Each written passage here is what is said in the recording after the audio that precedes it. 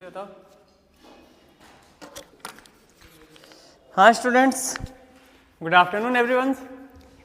Chemical kinetics chapter चल रहा था बेटा, और इसमें लास्ट हमने प्रथम कोटि अभिक्रिया के बारे में डिस्कशन हो गया था। ओके, अभिक्रिया की कोटि किस प्रकार से ज्ञात की जाती है, उसके लिए दो मेथड अलग अलग पढ़े थे हमने, ठीक है। अच्छा, उसके अंदर क्या क्या पढ़ा था हमने? एक तो पढ़ा था मतलब अर्ध जो आयु काल होता है इससे निकाला था। दूसरा जो ज्ञात किया था हमने ग्राफी मेथड से फाइंड किया था। अच्छा, इसके अलावा बस यहीं तो पढ़ा था ना लास्ट, ठीक है। इससे पहले हमने प्रथम कोटि अभिक्रिया और शून्य कोटि अभिक्रिया इनके लिए अर्धायुकाल पढ़ लिया था, ठीक है। इनका पूर्ण आयुकाल क्या होगा, इनके लिए जो इक्वेशन निकल के आएगी वो इक्वेशन क्या होगी, ठीक है। एक बार शून्य कोटि अभिक्रिया निकालो बेटा।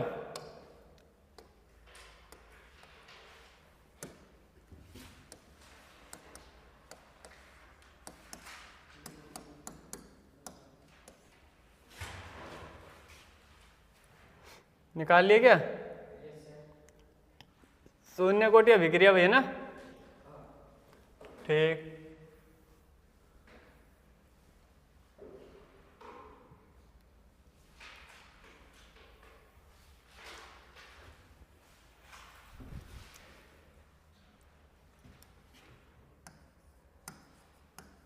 अच्छा, ये बताओ बेटा,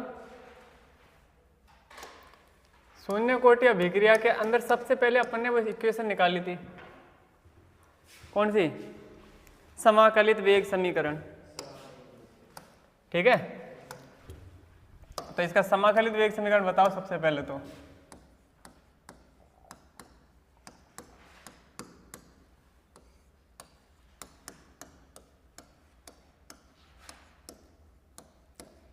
बताओ भाई, शून्य कोटि अभिक्रिया का समाकलित वेग समीकरण क्या होता है? R बराबर आर नॉट माइनस के टी, यही है क्या? सही है। अच्छा भाई, ठीक है, ये इक्वेशन होती है समाकलित वेग समीकरण, है ना, ठीक है। दूसरा हमने पढ़ा इसमें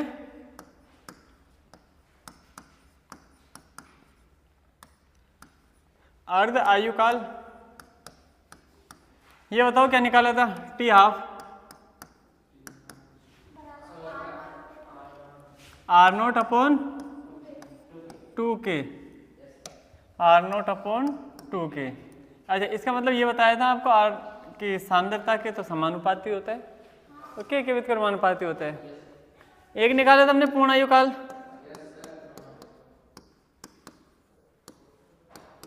क्या निकाला था इसमें बताओ? 100% मतलब पूरी अभिक्रिया हो गई। क्या लिखा था बेटा? आर नोट अपॉन के। सीधी बात है, अर्ध आयुकाल का डबल कर दो पूर्ण आयु निकलेगी। डबल किया तो 2 से 2 कट गया, यही आएगा, सही है ना। बाकी तो हमने निकाला था पूरा मेथड इस तरीके से, 3 चीजें निकाली थी इसमें। चलो इधर आओ। इसमें बात करें पहले समाकलित वेग समीकरण की।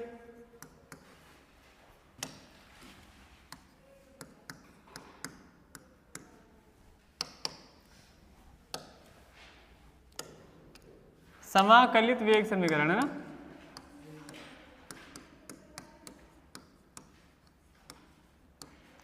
हाँ जी बेटा बताओ। प्रथम कोटि के लिए पहले तो 2-3 फॉर्म निकाली थी। एक तो ये कहा था इसी के साथ में log लगा दो। अब log बेस 10 यूज कर रहा हूं मैं अभी के लिए, बेस ई भी यूज कर सकते हो। बेस 10 किया था तो ये हो गया log बेस 10 आर, ये होगा ना, इक्वल टू, या आर नोट में बेस 10 आ जाएगा ना, log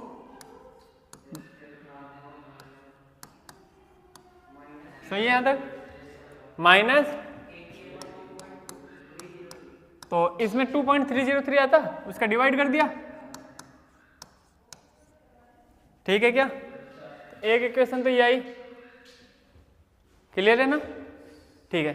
इसी को अब दूसरी फॉर्म में और लिखा था, तो t बराबर बता दो फॉर्मूला डायरेक्ट, तो के टी बराबर लिखा था अपन, t बराबर क्या निकल के आया था?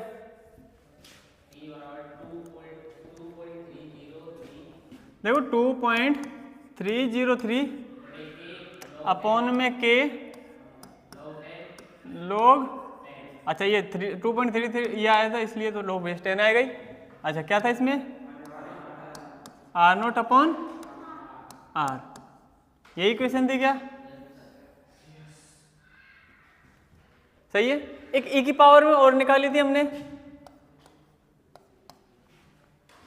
सही है क्या? R इक्वल टू क्या था, R0 मिल गई क्या? ये फॉर्म हो रही थी, क्लियर है। इसकी हाफ लाइफ कितनी होगी, मतलब अर्धायुकाल क्या होगा?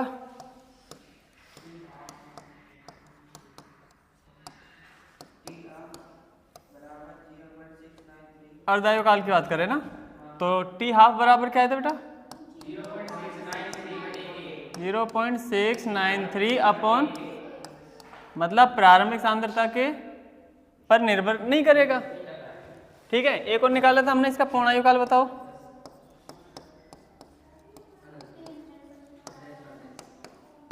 पूर्णायुकाल निकालो बेटा इसका। हाँ, तो ये बात याद है आपको, कितना होता है? इन्फिनिटी होता है भाई। इसका मतलब अभिक्रिया कभी पूर्ण नहीं होती। यही सारी चीजें थी ना, ठीक है। तो डेट मीन्स पूर्ण आयुकाल इतना मैटर नहीं करता, आपके पास में समाकलित वेग समीकरण पता होना चाहिए, अर्धायुकाल पता होना चाहिए ना, ठीक है। कुछ नहीं, वो सारे फॉर्मूले अलग अलग है, वो सारे एक साथ हो जाएंगे, इसलिए इसको लिखवाया है वैसे ना, मतलब आपको याद रहे भाई, ये याद रखने हैं अपन को, समझ गए ना। बाकी लिखे हुए तो सारे ये कोई दिक्कत नहीं है, तो इनको एक साथ लिख दो बस। समझ में आ गई ना बात भाई, उसमें से ठीक है, बार बार में कभी याद करने होते एक साथ याद कर लोगे, और कुछ नहीं ना, वही ये पुराना, एक्स्ट्रा कुछ नहीं पड़ा इसमें।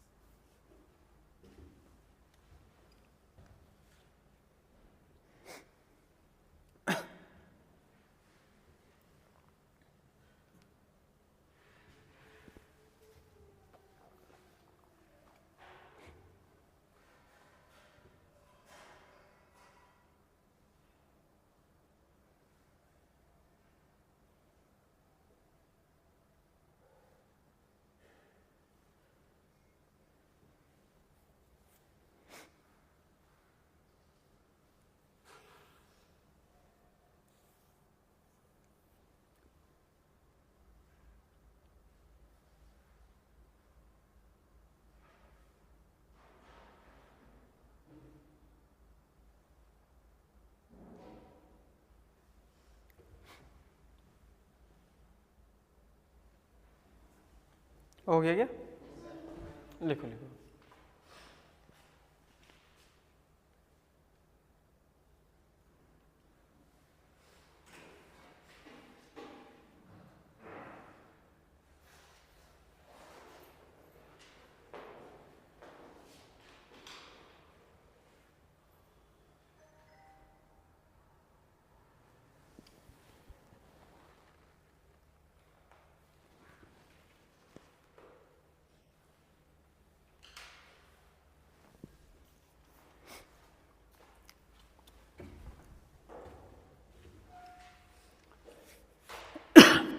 ठीक है, हो गया होगा, कोई दिक्कत नहीं है ना यहाँ तक?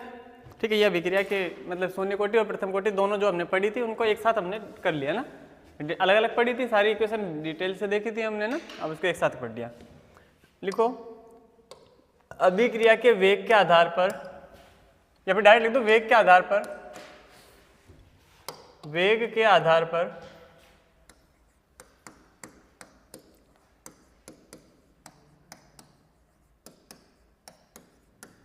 अभिक्रिया के प्रकार।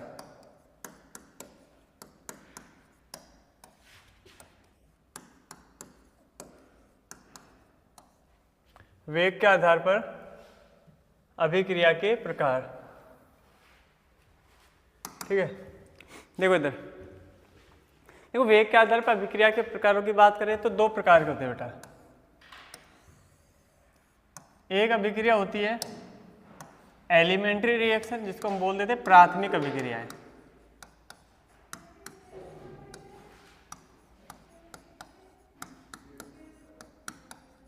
ठीक है, एलिमेंट्री रिएक्शन। और दूसरा टाइप जो होता है इसकी वो होती है बेटा कॉम्प्लेक्स रिएक्शन, यानी जटिल अभिक्रियाएं। दूसरी जो होती है वो कौन सी होती है? जटिल अभिक्रिया। वेग के आधार पर हम अभिक्रियाओं को एग्जैक्टली पूरा वेग नहीं होता, वेग की मतलब जो क्रियाविधि है ना, वेग को कौन कौन से प्रभावित करते हैं उसके आधार पे बांटा है हमने ना। ठीक है, अभी मैं इसको अलग से लिखवा दूंगा कि भाई कैसे डिवाइड कर रहे हैं हम। दो टाइप्स रखते हैं, प्राथमिक अभिक्रिया और जटिल, है ना, एलिमेंट्री रिएक्शन और कॉम्प्लेक्स रिएक्शन। एलिमेंट्री प्राथमिक अभिक्रिया वो होती है बेटा जिसकी जो क्रियाविधि है ना वो सिंगल स्टेप में पूरी होती है, एक ही पद में जो पूर्ण अभिक्रिया हो जाती है ना, वो अभिक्रिया कौन सी कहलाती है? प्राथमिक अभिक्रिया, है ना। उसका मतलब नहीं है 2-3 स्टेप से कोई लेना देना नहीं, डायरेक्ट जो दिख रहा है एक ही स्टेप में सीधा सीधा उत्पाद बनाएगी, और एक से ज्यादा स्टेप में कंप्लीट होगी, है ना, तो उसको क्या बोलेंगे? जटिल अभिक्रिया, कॉम्प्लेक्स रिएक्शन, है ना। प्राथमिक रिएक्शन कौन सी होगी? जो अभिक्रिया सिंगल स्टेप में कंप्लीट होती है, एक स्टेप या एक पद में पूर्ण हो जाती है, वो अभिक्रिया कौन सी कहलाती है? क्या हो गया बेटा? अच्छा, तो कोई बात नहीं, कर ले अटेंड, है ना। इधर देखो, सिंगल स्टेप में कंप्लीट हो जाएगी, उसको क्या कहेंगे? प्राथमिक अभिक्रिया। मोर देन वन से स्टेप ले गया तो जटिल अभिक्रिया। ठीक है, तो कोई दिक्कत नहीं है ना इसमें, बस इतना ही है, इतना ही ध्यान रखना है। ठीक है, तो मतलब एक से ज़्यादा स्टेप में होगी वो जटिल अभिक्रिया होगी, तो उसमें अलग अलग स्टेप है। अब क्या होता है ना, किसी अभिक्रिया में एक से ज़्यादा स्टेप होती है ना, तो सारी स्टेप्स अभिक्रिया के वेग को प्रभावित करे ऐसा जरूरी नहीं होता। ठीक है, अरे एक स्टेप है वो तो सीधी बात हो गई, पर एक से ज़्यादा स्टेप में तो जितनी भी स्टेप में 1 2 3 4 5 जो भी होती होगी, है ना, जरूरी नहीं है बेटा कि 1 2 3 3 स्टेप में हो रही है तो तीनों के तीनों ही अभिक्रिया के वेग को प्रभावित करे। हो सकता है कोई एक प्रभावित करे, दो प्रभावित करे, तीनों ही करे, है ना, तो ऐसा फिक्स नहीं है। तो वो अभिक्रिया के वेग को कौन सी प्रभावित करेगी?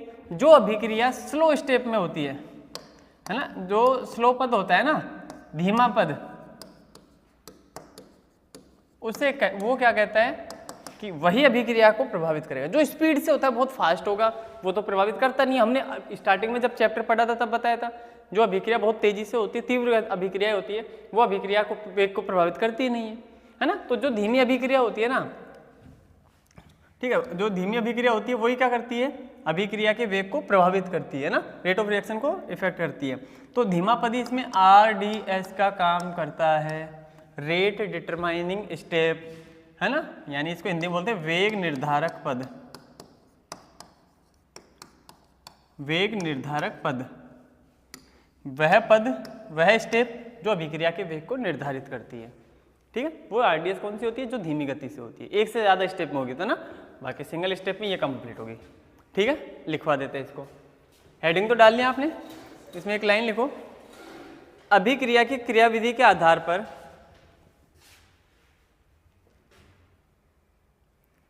अभिक्रिया की क्रियाविधि के आधार पर अभिक्रियाएं दो प्रकार की होती है।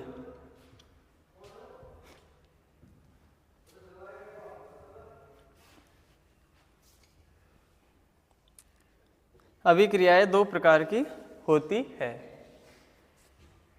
पहले लिखो प्राथमिक अभिक्रियाएं, एलिमेंट्री रिएक्शन। प्राथमिक अभिक्रियाएं, लिखो इसमें ऐसी अभिक्रियाएं, ऐसी अभिक्रियाएं जो केवल एक ही पद में पूर्ण होती है, ऐसी अभिक्रियाएं जो केवल एक ही पद में पूर्ण होती है उन्हें प्राथमिक अभिक्रियाएं कहते हैं।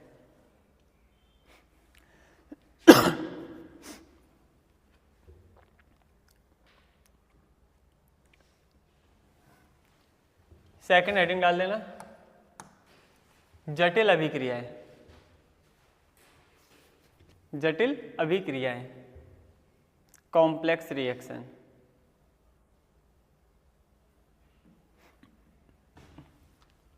लिखिए ऐसी अभिक्रियाएं जो एक से अधिक पदों में पूर्ण होती है, जो एक से अधिक पदों में पूर्ण होती है जटिल अभिक्रिया कहलाती है। ऐसी अभिक्रियाएं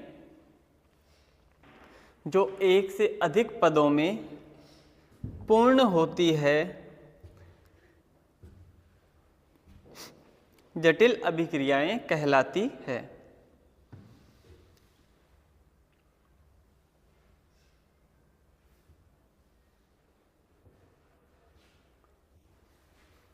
लाइन चेंज करके लिखो, जब अभिक्रियाएं एक से अधिक पदों में पूर्ण होती है तो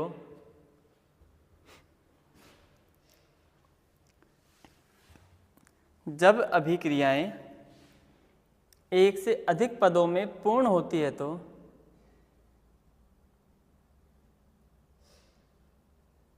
एक से अधिक पदों में पूर्ण होती है तो जो पद धीमी गति से संपन्न होता है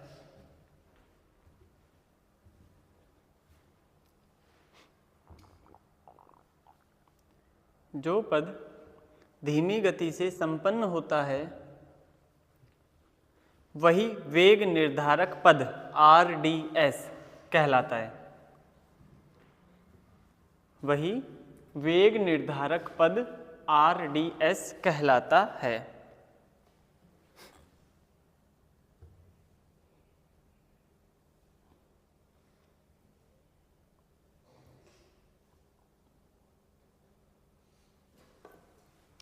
ठीक है, एक एग्जाम्पल लिखते हैं बेटा इसका। देखो सिंगल स्टेप वाली की तो लिखने की जरूरत नहीं है, बट इसमें पता होना चाहिए ना।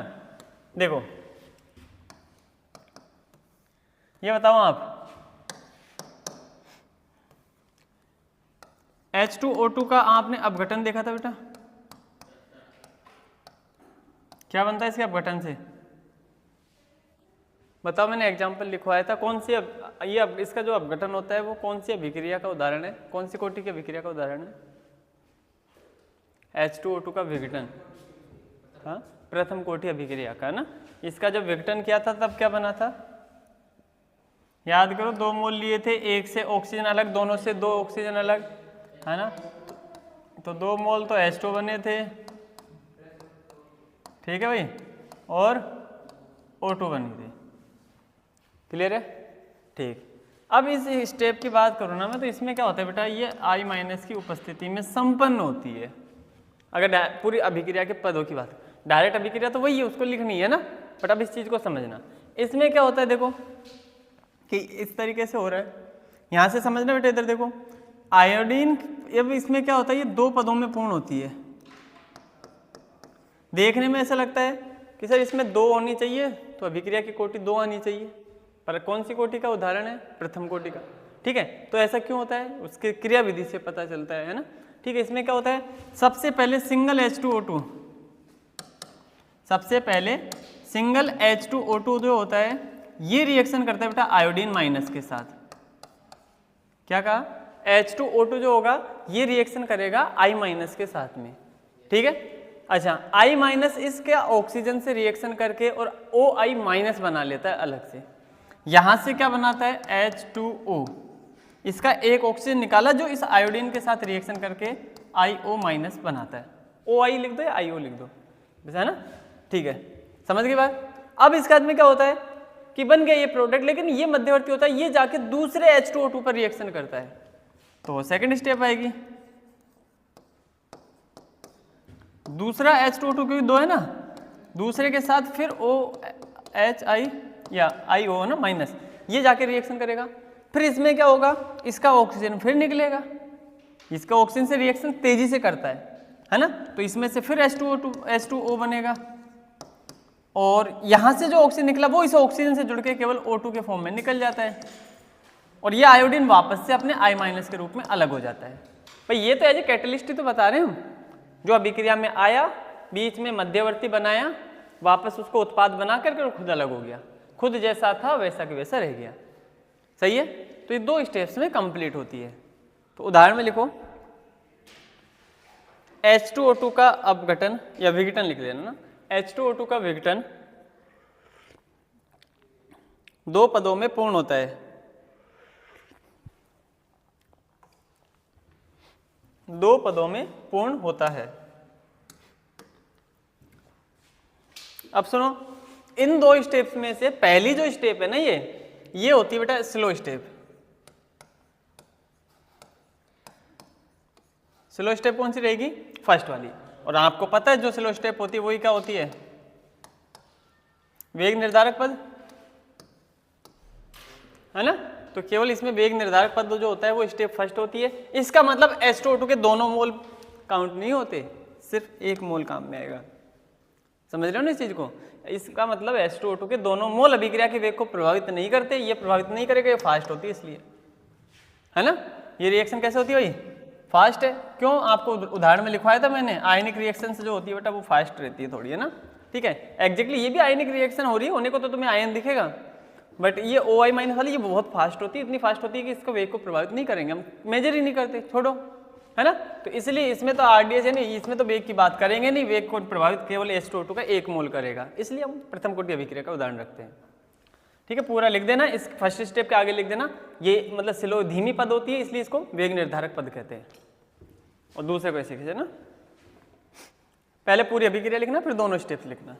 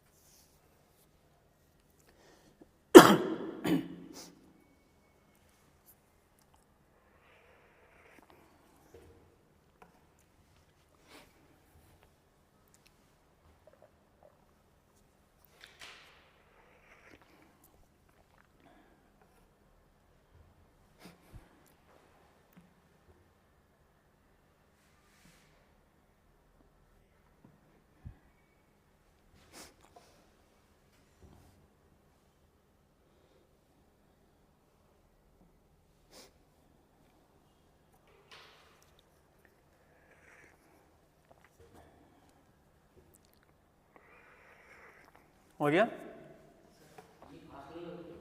कौन सी फास्ट होती है, जो अभिक्रिया के वेग को प्रभावित नहीं करती, ये बोला था मैं, फास्ट तो होती है, आगे जो क्रॉस लगा इसका मतलब ये बोला था मैंने कि अभिक्रिया के वेग को प्रभावित नहीं करती है ना,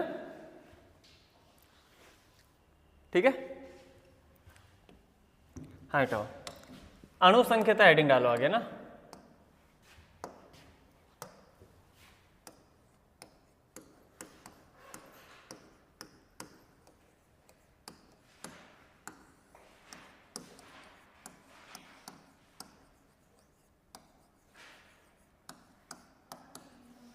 अणु संख्यता मोलिकुलरिटी,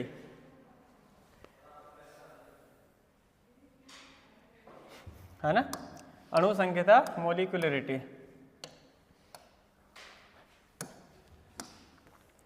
ठीक है। देखो क्या होता है जो कोई भी अभिक्रिया है आपको ऑन पेपर कैसे भी दिख जाए, उसमें टोटल अभिकारक गिन लो आप, तो है ना। अभिकारक में कोई अणु हो सकता है, कोई परमाणु हो सकता है, कोई आयन हो सकता है, कुछ भी हो, उनकी टोटल संख्या गिन लो। वो जो संख्या होगी वही अणु संख्याता होगी। फॉर एग्जाम्पल अभी H2O2 लिखा था हमने, ये लिखा था 2H2O2, इस अभिक्रिया में 2H2O बनता है प्लस ऑक्सीजन गैस अलग बनी थी ना। कैटलिस्ट काउंट नहीं करते, अणु संख्याता में कैटलिस्ट को काउंट नहीं करते, ध्यान रखना, ठीक है। जो अभिकारक है, केवल मैं अभिकारक बोल रहा हूँ, केवल अभिकारक देखना ना, अभिकारकों की जितनी संख्या होगी वही उसकी अणु संख्याता कहलाएगी। इस अभिक्रिया की कोटि की बात करूं मैं, कोटि कितनी होगी,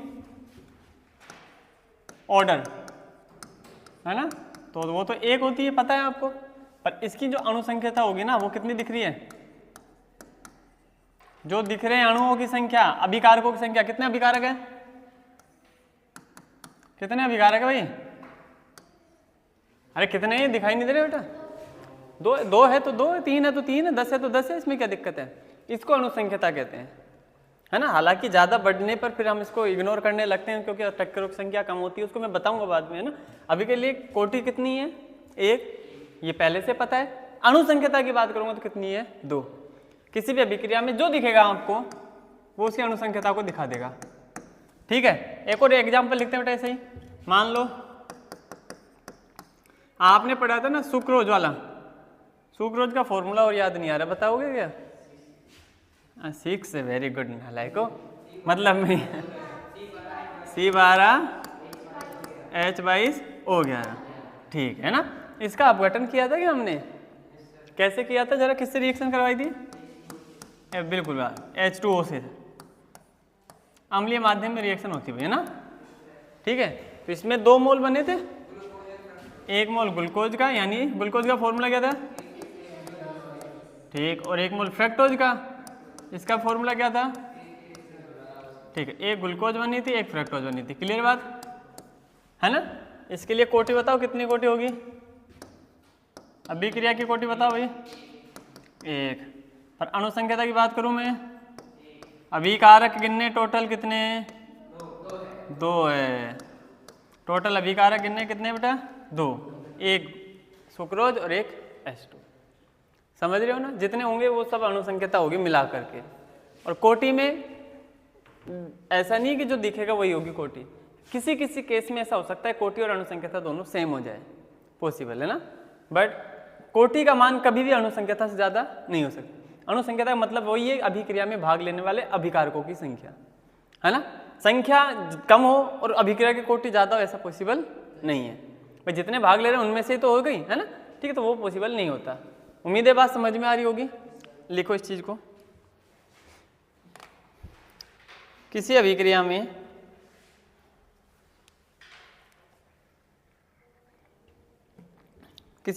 में अच्छा एक और बात बेटा, हमेशा ना देखो, जैसे एक से ज्यादा पदों में पूर्ण होती है ना, हम उसको काउंट करते ही नहीं है।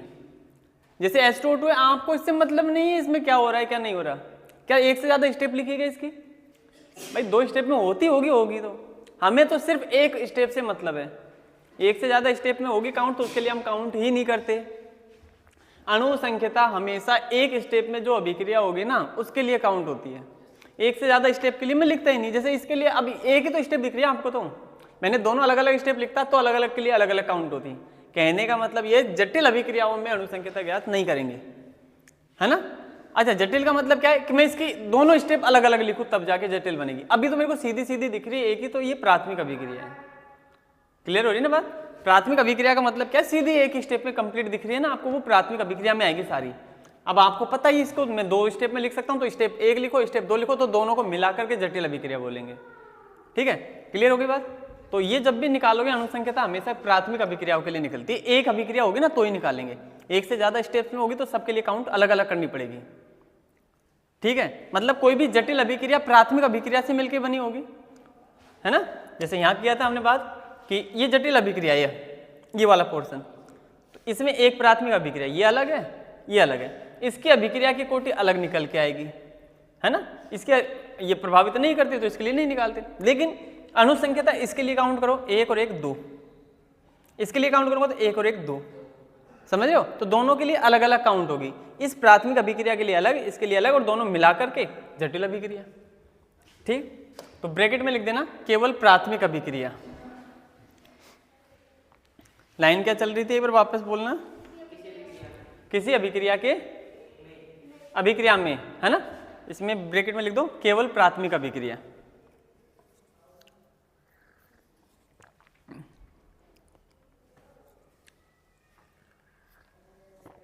ब्रैकेट बंद। अब लिखो किसी अभिक्रिया में भाग लेने वाले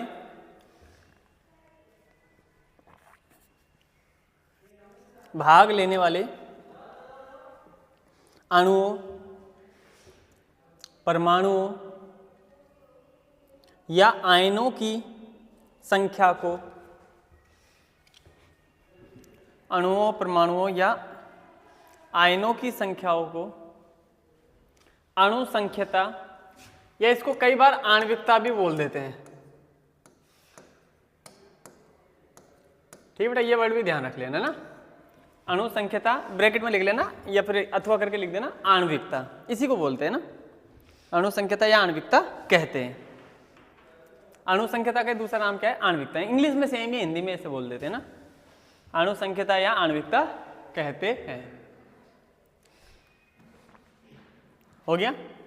देखो आणविकता जो होती है ना, या अणुसंख्यता जो होती है, ये हमेशा सैद्धांतिक मान होता है, थ्योरेटिकल वैल्यू है। जो अभिक्रिया में दिखेगा वही इसकी वैल्यू निकल के आएगी। लेकिन अभिक्रिया की कोटि कैसा था? प्रायोगिक मान था वो, उसका मान डायरेक्ट जो दिखता है वो होता नहीं है, जरूरी नहीं वैसा ही होगा ना, वो प्रैक्टिकल से उसकी मैकेनिज्म से दिखता है ना। ठीक, तो दोनों एग्जाम्पल लिख दो एक बार, है ना, दोनों में कोटि और अणुसंख्यता दोनों ही लिख लेना ताकि समझ में आ जाए।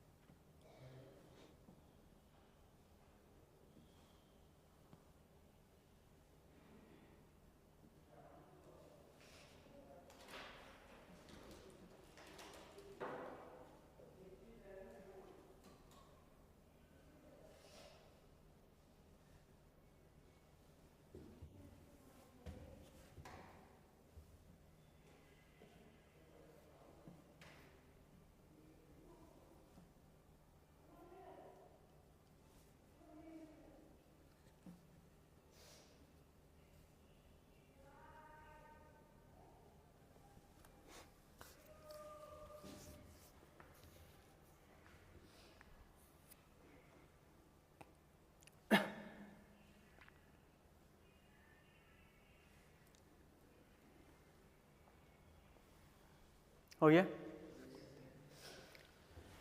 हाँ, तो वही अणुसंख्यता की भी बात हो गई है ना। आगे करते अब करें आगे।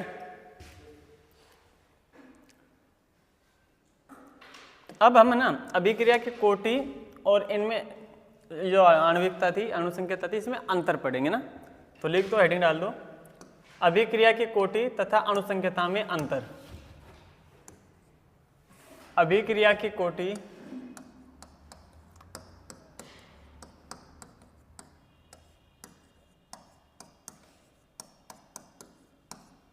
तथा आणविकता में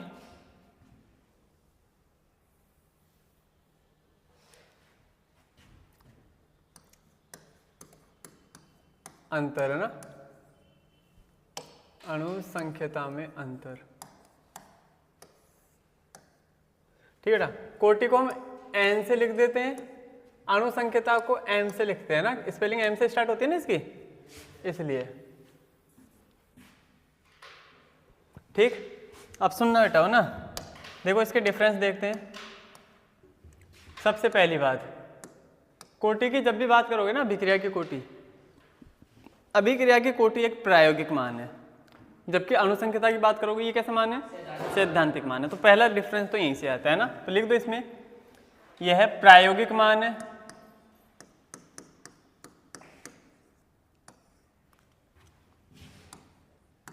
और इधर लिख देना यह सैद्धांतिक मान है।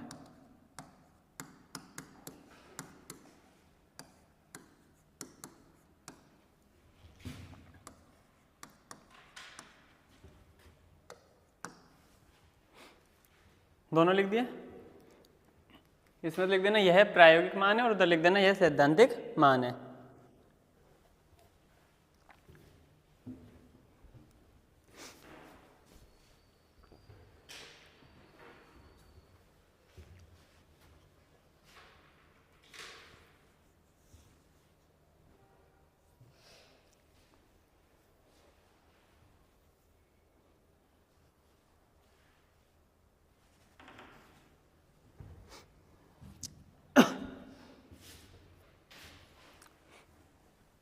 हो गया, ठीक है। सेकंड लिखो, देखो इधर, ये जो कोटि होती है ना बेटा, ये प्राथमिक अभिक्रियाओं के लिए भी ज्ञात कर सकते हैं हम,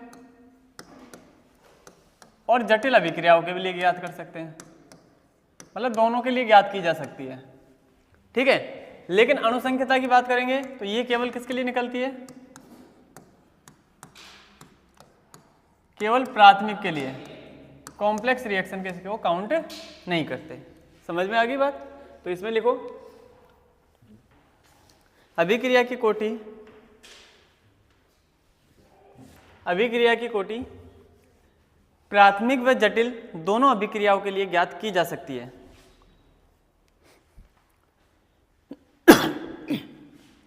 अभिक्रिया की कोटि प्राथमिक व जटिल दोनों अभिक्रियाओं के लिए ज्ञात की जा सकती है।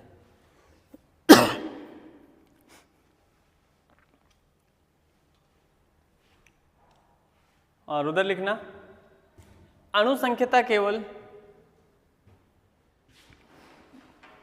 अणुसंख्यता केवल प्राथमिक अभिक्रियाओं के लिए ज्ञात कर सकते हैं,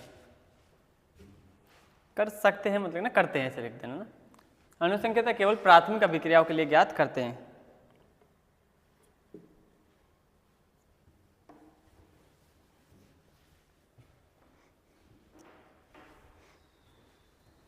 हो गया? अब देखो भाई, थर्ड पॉइंट सुनना। अगर बात करें अभिक्रिया की कोटि, जो n का मान है ना, इसका मान बेटा सुनना ध्यान से, 0 भी हो सकता है, तो आपको पता है शून्य कोटि अभिक्रिया, पॉजिटिव भी हो सकता है, नेगेटिव भी हो सकता है ना, ऋणात्मक भी हो सकता है। क्यों? कोटि में वो देखते हैं वो अभिकारक जो अभिक्रिया के वेग को प्रभावित कर रहा है। कुछ ऐसे अभिकारक होंगे जो अभिक्रिया के वेग को घटा रहे होंगे, जो अभिक्रिया के वेग को कम करेंगे वो नेगेटिव वाले में आ जाएंगे, जो बढ़ाते हैं वो धनात्मक आ जाते हैं, जो प्रभावित नहीं करते वो 0 में आ जाएंगे। समझ रहे हो इन चीजों का मतलब? ठीक है। और इसका मान फ्रैक्शन में भी हो सकता है, मतलब भिन्नात्मक। भिन्नात्मक का मतलब क्या है? जैसे 2 मोल मिलकर 3 मोलों को प्रभावित कर रहे हैं, तो एक के लिए निकालोगे तो वो डिवाइड में कुछ इस तरीके से लिख देंगे ना, ठीक है। अभी हमको बात करनी नहीं है डिटेल से, हम चर्चा भी नहीं करेंगे इसकी। कुल मिला के बात है, अभिक्रिया की कोटि का मान शून्य, धनात्मक, ऋणात्मक, भिन्नात्मक सब हो सकता है। लेकिन अणुसंख्यता का मान की बात करूं ना मैं, कैपिटल M, इसका मान सिर्फ और सिर्फ पॉजिटिव इंटीजर होगा, यानी कि धनात्मक पूर्णांक होता है, ठीक है। केवल धनावेशित होगा और उसमें भी पूर्णांक, मतलब 1 2 3 4 5 इस तरीके से, है ना। हालांकि 4 5 अभी मैं मना कर दूंगा, लेकिन बता दिया वैसे ना, 1 2 3 इस तरीके से रहेगा, ठीक है। तो इसमें लिखो थर्ड पॉइंट में, कोटि का मान शून्य, धनात्मक, ऋणात्मक अथवा भिन्नात्मक हो सकता है। शून्य, धनात्मक, ऋणात्मक अथवा भिन्नात्मक हो सकता है।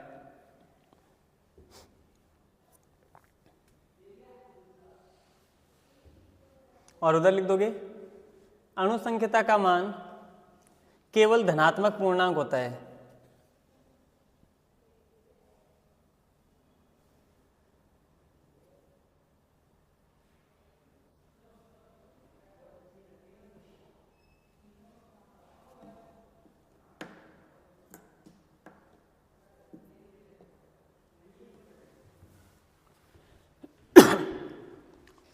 ठीक है, केवल धनात्मक पूर्णांक होता है। 4 सुनेगा। अब ये इंपॉर्टेंट बात है बेटा, इतनी चीजें तो आपके लिए ठीक है, सीधी सीधी पता भी थी और कुछ याद, मतलब वैसी थी ना, नॉर्मल। एक फैक्ट सुनना चाहती हो ना, अभिक्रिया की जो कोटि होती है ना, इस कोटि का मान मतलब 3 से ज्यादा भी हो सकता है, पॉसिबल, कोई दिक्कत नहीं है। n का जो मान होता है ना, वो 3 से अधिक भी पॉसिबल है, 3 से ज्यादा पॉसिबल है ना। 3 इसलिए लिखा क्योंकि मैं यहां मना करूंगा 3 के लिए। लेकिन जो अणुसंख्यता होती है ना, इसका मान अधिकतम 3 हो सकता है। इसका मान मैक्सिमम कितना हो सकता है? अधिकतम 3 ही हो सकता है बेटा, 3 से ज्यादा अणुसंख्यता का मान नहीं होता। केवल ऐसा क्यों? तो ऐसा इसलिए होता है, देखो इसमें क्या होता है, जब बात करते हैं ना अनुसंख्यता की, सपोज इसका मतलब ये, मैं अगर 3 की बात कर रहा हूँ, चलो 3 से पहले 2 की बात करते हैं। जब अनुसंख्यता का मान 2 है, इसका मतलब ऐसा है कि 2 अभिकारक आपस में अभिक्रिया कर रहे होंगे, है ना। m का मान 2 लेने का मतलब क्या बेटा, 2 अभिकारक आपस में अभिक्रिया कर रहे होंगे, सही है क्या? ठीक है, अब ये दोनों अभिक्रिया कर रहे हैं, इसका मतलब ये कि इनकी आपस में टक्कर होगी। भाई दोनों आएंगे अभिक्रिया के लिए तो एक दूसरे से टक्कर करेंगे, टक्कर करने के बाद में जो भी पुराने बॉन्ड होंगे वो टूट जाएंगे, नए बॉन्ड बन जाएंगे, उत्पाद बनेगा। ठीक है, एग्जैक्टली होती क्या है, किसी भी अभिक्रिया में आपस में टक्कर होती है, उसमें कोलिजन रहता है। ठीक है, अब कोलिजन की वजह से, टक्कर की वजह से, अच्छा टक्कर कैसी कैसी होती है उसको हम आगे इसी चैप्टर में डिटेल से पढ़ेंगे ना, प्रभावी टक्कर किसको कहते हैं, ठीक है, वो चीज़ें देखेंगे बाद में। अभी हम केवल बात कर रहे हैं कि इनके बीच की टक्कर होगी, इन टक्कर से क्या होगा, इनके पुराने बॉन्ड टूट जाएंगे, नए बॉन्ड का फॉर्मेशन हो जाएगा, सही बात है। ठीक, अच्छा इनके आपस में अभिक्रिया, देखो टक्कर होने की जो प्रायिकता है, अब प्रायिकता की बात कर लेते हैं थोड़ी, यानी संभावना, वो कितनी है संभावना, दोनों एक दूसरे से टकरा सकते हैं आराम से, यही ऑप्शन है इसके पास, और कोई ऑप्शन नहीं है ना। ठीक है, तो हम कह सकते हैं ये इससे जाकर, भाई दोनों आपस में टकरा रहे, 50-50% है ना, जैसे निकालते नहीं कि आपस में कितने टकरा सकते हैं ना। लेकिन अब हम बात करें m की वैल्यू कर देते हैं 3, तो 3 मोल मतलब 3 अभिकारक हो गए इसमें, सही है। अब ऐसा तो नहीं पूरा का पूरा जाके इसी से टकराएगा, ये जाके हो सकता है इससे भी टकरा जाए, भाई दोनों ऑप्शन है इसके पास तो, है ना। तो तीनों की आपस में टकराने की जो प्रायिकता है या संभावना है वो थोड़ी कम हो जाती है आपस में, मतलब कि ये इससे भी टकरा सकता है, इससे भी टकरा, यहाँ तो पूरा इसी से टकरा रहा था, एक से एक ही मॉलिक्यूल मिल रहा था इसको, तो कोई दिक्कत ही नहीं थी, सीधा अभिक्रिया करके प्रोडक्ट बना रहा था। अब केस में क्या है, इसके पास दो ऑप्शन मिल गए, भाई इससे टकरा जाए, इधर टकरा जाए, और हो सकता है किसी एक से टकराएगा तो ही प्रोडक्ट बनता होगा, दोनों से प्रोडक्ट थोड़ी बनेगा जरूरी है ना। तो जिससे भी एक से टकरा के उससे प्रोडक्ट बना सकता है, दूसरे से नहीं बनाएगा। अब मान लो मैं 4 कर दूं, 1 2 3 4, इनकी आपस में टक्करो, इसके पास अब कितने ऑप्शन है, 3 ऑप्शन में से कुछ भी इसकी मर्जी है जहाँ टकरा सकता है, सही है। तो इससे क्या होगा, अब मान लो प्रोडक्ट इसी के साथ बन रहा होगा तो बाकी की 2 टक्करें तो बेकार हो गई। कहने का मतलब ये, जैसे जैसे अनुसंख्यता की वैल्यू बढ़ेगी, है ना, यानी अणुओं की संख्या बढ़ रही है, वैसे वैसे उनकी आपस में टक्कर की जो संभावना है प्रायिकता वो कम होती जाती है। ठीक है, अब कम होती जाएगी तो उत्पाद का निर्माण भी कम होगा, तो ऐसी अभिक्रियाओं में फिर हम वेग की बात ही नहीं करते। ठीक है, इसलिए हम क्या कहते हैं, अधिकतम 3 रख लो, 3 के बाद फिर इतनी कम संभावनाएं हो जाती है कि उसको नेग्लिजिबल कर देते हैं हम। ठीक है, लेकिन कोटि में कोई दिक्कत नहीं है, कोटि में हो सकता है, भाई वेग को प्रभावित तो कर सकती है वो। ठीक है, इसकी उपस्थिति नहीं, अनुपस्थिति इसके वेग को प्रभावित कर रही है तो ये कोटि में काउंट होगा, पर उत्पाद बनाने में थोड़ी हेल्प कम करेगा, फिर आपस में टक्करों की संख्या कम हो जाती है, इस वजह से अनुसंख्यता का मान अधिकतम 3 बताते हैं हम। फाइनली इतना याद रखना है, अभिक्रिया की कोटि का मान, अधिकतम मान जो हो सकता है वो 3 से ज्यादा भी हो सकता है, लेकिन इसमें केवल 3 हो सकता है मैक्सिमम, 1 2 3, इसके बाद हम छोड़ देते हैं उनको। ठीक है, तो लिखिए इसमें 4th पॉइंट, अभिक्रिया की कोटि का मान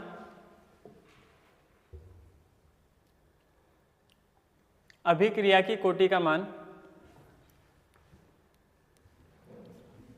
3 से अधिक संभव है, 3 से अधिक संभव है। उसमें लिखो बेटा अनुसंख्यता में, अनुसंख्यता का अधिकतम मान, अनुसंख्यता का अधिकतम मान 3 हो सकता है।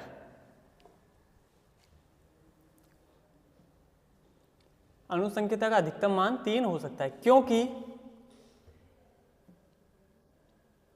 3 से अधिक अणुओं की क्योंकि 3 से अधिक अणुओं की प्रभावी टक्कर की संभावना, प्रभावी टक्कर की संभावना अत्यंत कम हो जाती है।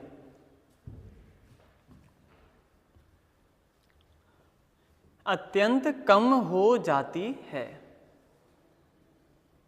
उम्मीद है बात समझ में आ गई होगी ना। अच्छा, प्रभावी टक्कर का मतलब वैसे एक थोड़ा सा समझा देता हूं कि जो प्रोडक्ट बना रही है, ऐसी टक्कर जिससे उत्पाद बनेगा वो प्रभावी टक्कर में काउंट होगी। समझ रहे हो? देखो इसमें क्या होता है ना, टक्कर में 2 चीजें काउंट करनी पड़ती है।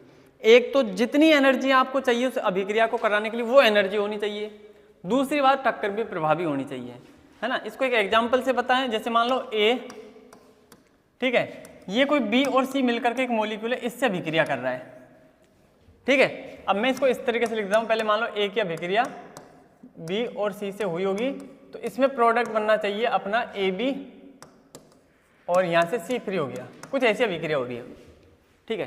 तो इसमें क्या हुआ होगा, इस अणु की टक्कर इससे इस तरीके से भी हो सकती है, और इस अणु की टक्कर भाई ये घूम के आ जाए तो इस तरीके से भी हो सकती है, क्या दिक्कत है भाई। अणु तो कैसे भी जाकर के टकरा सकता है ना उससे, जरूर थोड़ी ए हमेशा ही बी से टकराए, सी से भी टक्कर हो सकती है, ए से भी हो सकती है, दोनों संभावना है। क्या इस टक्कर में उत्पाद बन रहा है आपका, ए से बी से टक्कर होगी तो ही तो प्रोडक्ट बनाएगा। क्या इस केस में उत्पाद बनेगा ए का सी से उत्पाद, तो ए सी से थोड़ी बनेगा, इसमें उत्पाद नहीं बन रहा है ना। प्रभावी टक्कर उस टक्कर को कह रहे हैं जो आपको प्रोडक्ट बना के दे रही है, ठीक है। दूसरी बात, एनर्जी की भी बात आ जाती है।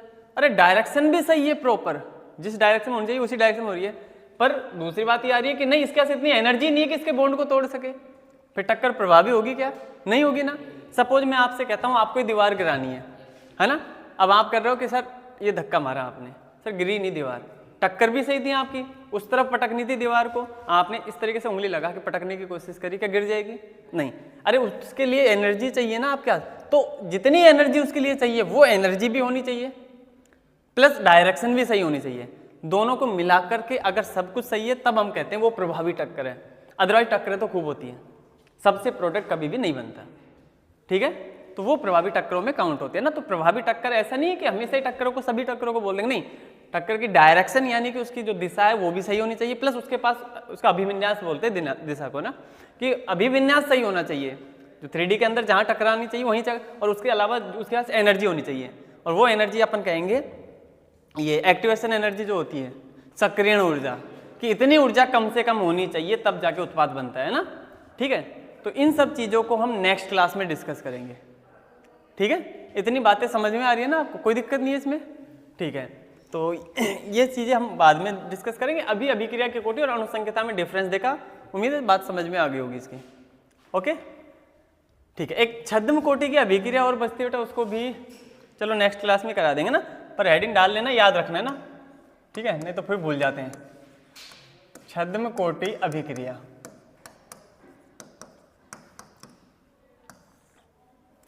ठीक है, स्यूडो रिएक्शन होती है ना।